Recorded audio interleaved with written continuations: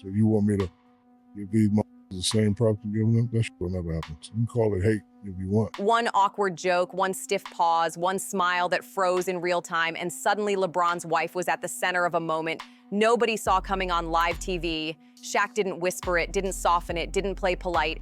He said it straight, loud, and clear, basically asking, "So you expect me to hand out the same treatment to everyone?" And then came the energy shift. Call it humor if you want, call it bold confidence, but to many watching, it felt calculated, sharp, and way too direct to be accidental. People instantly split into camps. Some brushed it off as harmless banter. Others saw a power play, a public flex aimed straight at the NBA's most untouchable couple. Either way, the tension was real and you could feel it through the screen. And just when you think that's where it ends, the drama keeps rolling. Because this moment didn't happen in some random studio. It went down on October 4th, 2025, at the McHale Center in Tucson, Arizona, and the place was buzzing. The Arizona Wildcats were hosting their annual Red-Blue Showcase, an intra-squad scrimmage meant to hype fans for the upcoming season. Lights on, crowd loud, cameras everywhere. But this was not a normal college preseason event. Not even close. Standing behind the DJ booth, controlling the music and the energy, was none other than Shaquille O'Neal himself. The Big Diesel was in full form, commanding attention from every corner of the arena like only he can. And right there in the crowd, blending in but impossible to miss, was Savannah James. She wasn't there by accident. LeBron's wife had made the trip to Tucson for a reason, and nobody could have predicted she'd end up at the center of a moment the internet would not let go of. Her son, Bryce Maximus James, was the real reason Savannah was in the building that night. The youngest of the James basketball family was out there competing, officially stepping into the spotlight as a freshman commit for Arizona. Bryce started for Team Blue, lining up next to serious talent like Koa Pete, Krivas, Anthony DeLorso, and Jaden Bradley. And the energy around him was noticeable from tip-off. I know I don't want to be alone, that's for damn sure. Well, I got to fight, ball, scratch, fight, whatever to keep mine. Early on, Bryce made his presence felt, drilling a three and flashing that smooth, familiar athletic rhythm people instantly recognized. He didn't dominate the stat sheet, but he played composed, confident, and locked in. By the end of the night, Bryce finished with 3 points, 1 assist, plus 2 defensive plays, a steal, and a block in a tight 45-44 loss to Team Red. Solid minutes, real reps, and no backing down. But here's where things shifted, and not quietly either. Midway through the event, Shaq was pulled aside for an on-court interview, and that's when he decided to flip the entire mood of the arena. After reminiscing about how much he missed college basketball, Shaq suddenly dropped a line that caught everyone off guard. He said, "Nice to see my nephew Bryce out here, and Mama James, his lovely wife." Then, without missing a beat, he added, "I'm just here to do a little after party and then head back to where real basketball is played, at LSU." The crowd reacted instantly because that wasn't just small talk. That was Shaq making a statement. Now, this didn't come out of nowhere. Not long before this moment, Shaq had already spoken about Bronny James on his podcast, making it clear he keeps an eye on LeBron's kids. So yes, Shaq showing respect to the next generation was already on record. But pause right here because this moment mattered. Standing center court, mic in hand, Shaquille O'Neal publicly acknowledged Savannah James as Mama James and LeBron's lovely wife, while calling Bryce his nephew. That wasn't subtle. That wasn't accidental. That was loud, intentional recognition in front of thousands of fans and non-stop cameras. Savannah, meanwhile, stayed composed. No quotes, no reaction clip, no media engagement. She kept her focus exactly where it belonged, on supporting her son, not feeding the spotlight Shaq had just turned on full blast. But don't get it twisted, cameras stayed locked in, fans were recording, and clips were already spreading. Interestingly, online reactions stayed calmer than expected. The McHale Center crowd loved the celebrity energy Shaq brought, but detailed debate about the Savannah moment stayed limited in early coverage. Still, fans noticed, and moments like this never really disappear. They just wait for the internet to catch up. For people deep in NBA circles, what stood out most wasn't controversy at all. It was the tone. Shaq's energy felt warm, familiar, almost family-coded. Calling Bryce his nephew and Savannah Mama James didn't land as disrespect to most fans. It landed as affection. Across basketball discussions, the consensus leaned clear. This was Shaq showing real respect to the James family and the legacy around them. And let's be real, this wasn't some random moment pulled out of thin air. Because this wasn't even the first time Shaq inserted himself into a Savannah James moment that went viral. Roll the tape back to August 2022, and suddenly we're in the middle of an Instagram clip that had nothing to do with Shaq at first, but somehow pulled him right in. Here's how it went down. LeBron was doing what plenty of husbands do online, filming himself and flexing an outfit for social media. Then Savannah walked into frame and asked him a serious question, not knowing the camera was already rolling. The second she realized she was being recorded, she got embarrassed and reacted fast, knocking the phone out of his hand while LeBron laughed it off. That clip went nuclear. Millions watched it loop across social media feeds. Some people called it adorable, a raw glimpse into a real marriage. Others spun it a different way, claiming Savannah looked annoyed or upset, and suddenly the comment sections turned messy. I would like the scrutiny to get off Bronny James. My nephew, he's a kid, great kid. All he wants to do is play. It's unfortunate for kids like ours that have to live up to what we have done. Hope he has the opportunity to play. And right well. on cue, Shaquille O'Neal stepped in. He reposted the clip to his Instagram story, then doubled down on his podcast, The Big Podcast. After his co-host Spice Adams showed him the video, Shaq didn't hesitate with his take. He's a great husband. Whatever you love, baby. That one line shut the noise down fast. In a single viral moment, Shaq positioned himself as a public defender of LeBron's marriage, pushing back against anyone trying to twist the situation into something ugly. So when you look at the October 2025 Arizona event, it doesn't feel random at all. It fits a pattern. This was simply the latest public moment where Shaq and Savannah crossed paths. And once again, Shaq made sure his stance was loud, clear, and impossible to misread. Shaq was there strictly in a professional role, doing his job as the DJ, while Savannah was there for one reason only, supporting her son during a college basketball showcase. That part is not up for debate. Reports from the night focus entirely on Shaq's brief verbal acknowledgement from the court, and that's it. No photos, no clips, no footage showing them interacting one-on-one at any point. No side conversations, no private moments, no weird looks or sneaky exchanges, nothing even close. Everything people saw happened out loud, on a microphone, in front of a packed arena. When it comes to what's actually been said, Shaq has stayed consistent. Every time he references the James family, the tone stays respectful and positive. Calling Bryce my nephew and Savannah Mama James and LeBron's lovely wife doesn't signal drama. It signals a mentor-style bond that feels rooted in familiarity and respect. That connection didn't come out of nowhere either. It likely traces back to Shaq and LeBron's short stint as teammates with the Cleveland Cavaliers during the 2009 to 2010 season. What started as locker room chemistry appears to have grown into something resembling extended basketball family energy over time. On Savannah's side, the pattern stays the same. She keeps a low profile, avoids headlines, and focuses her public presence on family and her podcast, Everybody's Crazy, where she talks openly about marriage and relationships without ever bringing Shaq into the conversation. Her actions speak louder than rumors, and those actions show zero tension. So if there's no beef, no interaction, and no public friction, the real question becomes, where did these rumors even come from? And this is where things suddenly take a sharp turn. December 2025 delivered a controversy Shaquille O'Neal did not see coming at all. What started as a harmless moment exploded into a full-blown online spiral in just hours. It all began with a single photo. Shaq was seen hugging a woman who happened to be the wife of one of his longtime friends. The woman was Monique Martin, and she posted the image on social media with a caption praising Shaq, calling him a class act and a favorite person.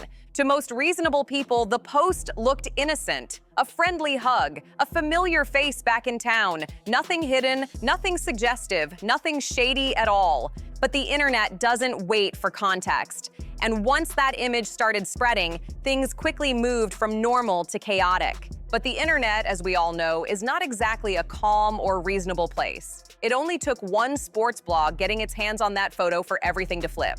They reposted it with heavy insinuations hinting that something romantic might be going on, and just like that, a friendly moment was framed as something scandalous. What should have been nothing more than a casual greeting suddenly looked, at least online, like something way darker and way messier. This vow renewal, is it happening or no? What you talking about what? Do whatever you want, boo. So You the best. Whatever you want to do. From there, it snowballed fast. On X, formerly Twitter, users were zooming in on every pixel, breaking down body language, captions, timing, like they were solving a crime. The blog's framing did exactly what it was meant to do: amplify speculation until rumors started flying that Shaq had crossed lines no friend should ever cross. The comment sections turned into chaos. Some users dropped words like diabolical, while others threw out bait questions like, how would you feel if your wife posted this? The argument quickly shifted. It wasn't even about Shaq anymore. It became a debate about boundaries, optics, and whether a married woman should post that kind of caption about another man, even if the situation was completely innocent. Shaq was not about to let that narrative breathe. On December 7th, 2025, Shaquille O'Neal hit back on Instagram with zero hesitation and zero softness. He reposted the photo himself and made the message crystal clear. No confusion, no room to twist it. Yes, my boy's wife. And that was just the start. Shaq went straight at the blog, calling them broke and accusing them of chasing clicks by forcing drama where none existed. On his podcast, he doubled down, explaining his long-standing friendship with the couple and brushing the entire story off as desperate noise. People are thirsty for drama. That's my boy's wife. We're family. And just like that, the tone shifted again. Fans split down the middle fast. Supporters jumped in saying the photo was obviously harmless, nothing more than a friendly snapshot. Others took a harder stance, arguing that even if nothing happened, moments like that can still look wild online. Some comments went as far as saying, that's why you always have to be careful with optics. Either way, most people agreed on one thing. Shaq shut the situation down immediately, and that mattered. But this moment didn't happen in isolation. Shaq's personal life has always drawn attention, and his romantic history gives context for why people are so quick to speculate. For decades, his relationships have lived under a microscope, whether fair or not. And the biggest chapter starts right here. Shaq's marriage to Shaunie Nelson lasted from 2002 to 2011. The two met in the late 1990s while she was working in film marketing. They started dating in 1998, got engaged in 2000, and officially tied the knot on December 26, 2002, during a private ceremony at the Beverly Hills Hotel. From that moment on, Shaq's personal life stopped being private in any real sense. Every interaction, every photo, every headline came with extra scrutiny. And that long history explains exactly why one harmless photo was enough to light a fire the internet couldn't stop feeding. Together, Shaquille O'Neal and Shaunie Nelson built a family with 4 children: Sharif, Amira, Shakir, and Mayara. For years, they were seen as one of the NBA's strongest power couples, polished, successful, and untouchable. But behind the scenes, the reality looked very different, and Shaq eventually admitted it himself. In his 2011 memoir, Shaq Uncut, Shaq openly confessed to infidelity and described living what he called a double life. He wrote, "I was a guy with too many options," and admitted that trying to live 2 lives hurt everyone involved.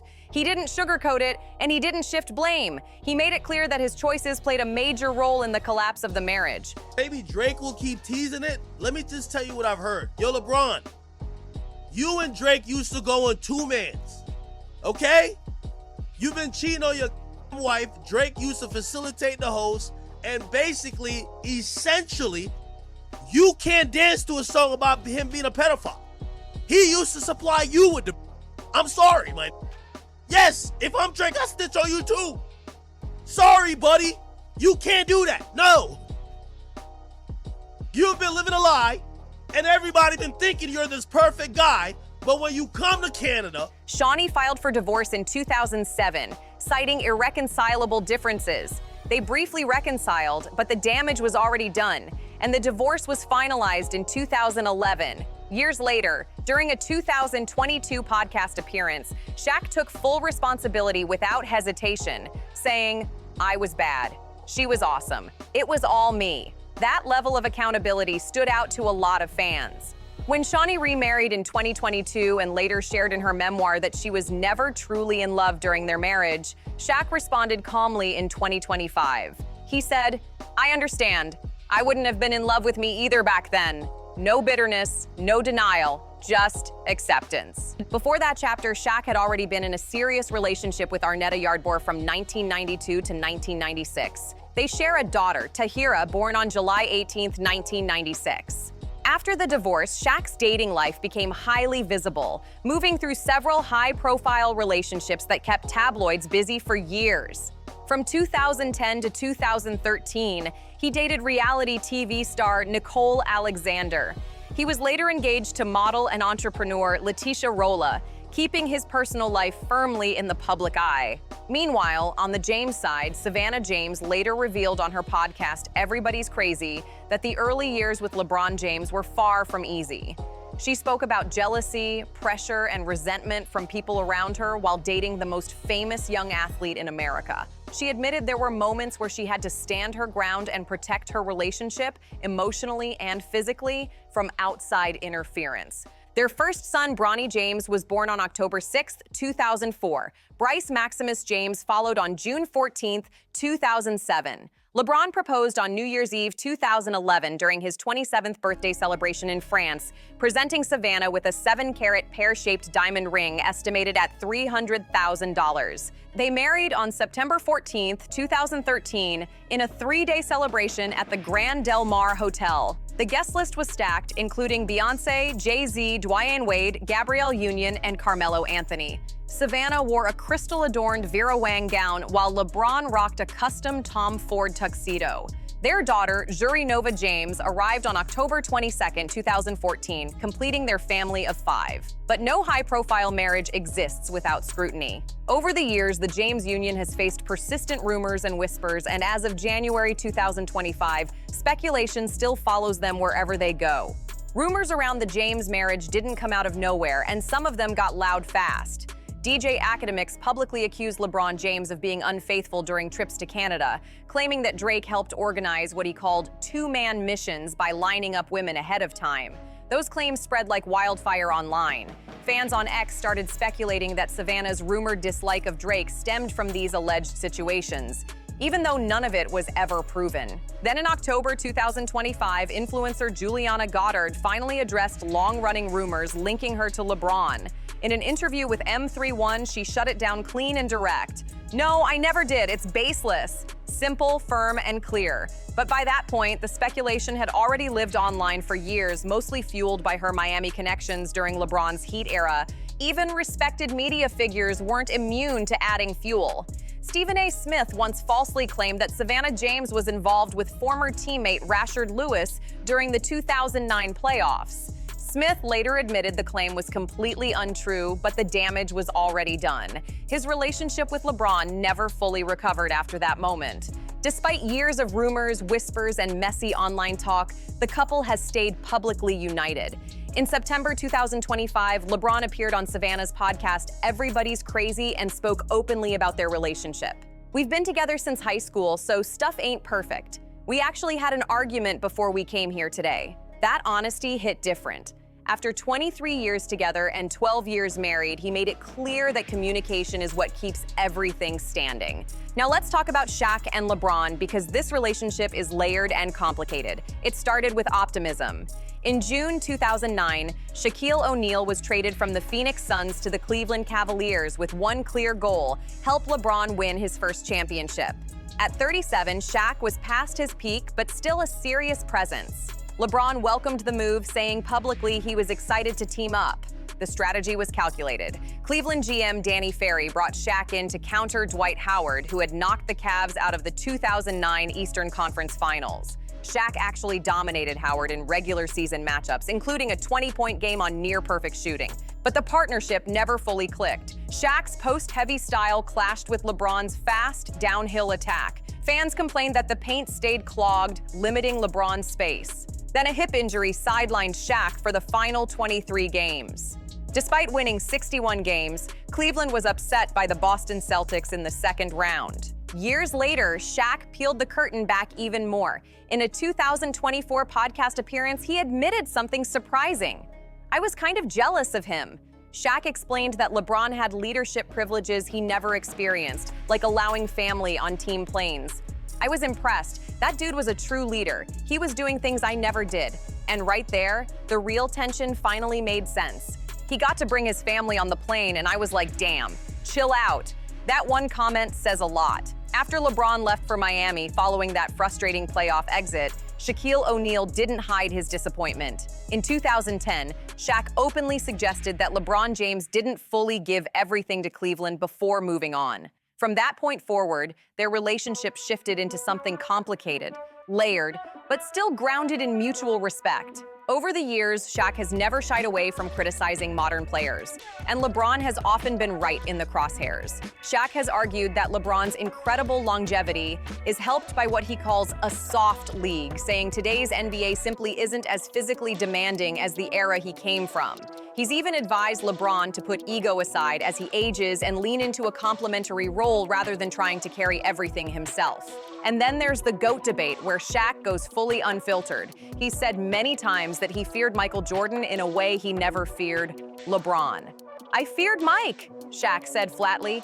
"I never heard anybody say they feared LeBron." At one point, he even joked that the only GOAT LeBron would ever be was on a farm, instantly igniting another wave of backlash. But here's where it gets interesting. Despite all the shots, Shaq has also pushed LeBron to own his greatness. After LeBron broke the all-time scoring record in 2023, Shaq openly encouraged him to call himself the GOAT. That moment made it clear, this isn't hatred. It's a strange mix of pressure, respect, and old-school mentality. Fan reactions have been intense and divided. Some praise Shaq's blunt honesty, calling his takes explosive and refreshing. Others accuse him of protecting his Lakers-era legacy and holding modern stars to outdated standards. On Reddit, fans who lived through that Cleveland experiment still debate it. Some say Shaq was a shell of himself. Others defend his numbers, pointing out that double-digit points and solid rebounds at that stage weren't nothing. So where does that leave us? Shaq and LeBron aren't enemies, but they aren't close friends either. They're two all-time greats whose careers collided at an awkward moment, and they've been circling each other ever since. Compliments one minute, criticism the next, respect wrapped in tension.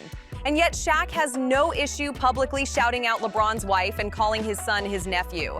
Make of that what you will. If you enjoyed this breakdown and want more deep dives like